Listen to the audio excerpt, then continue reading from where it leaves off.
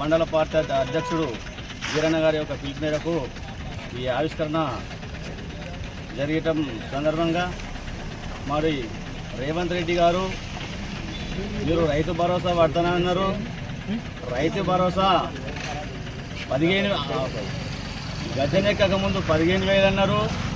ఇక గజనెక్కిన తర్వాత 12,000 అన్నారు. సరే ఆ 12,000 కూడా నాకు 2 ఎకరాల పొలం ఉంది, ఇప్పటికి కూడా పడని దాఖలు లేవు. ఇక మాత కొంచెము చెంచమంచగాలు ఉన్నారు, ఏదో సమాచారం ఉంది మనూరు సంతా వానికే పడ్డాయంటే నాకు పడ్డాయని పెడుతుంది కాంగ్రెస్. మరి మాకేడ పడా మాకు అమ్మకు పడద్దా? ఇది చంద్రుతాండ అంటే ఒకటి పైలట్ గ్రామమా?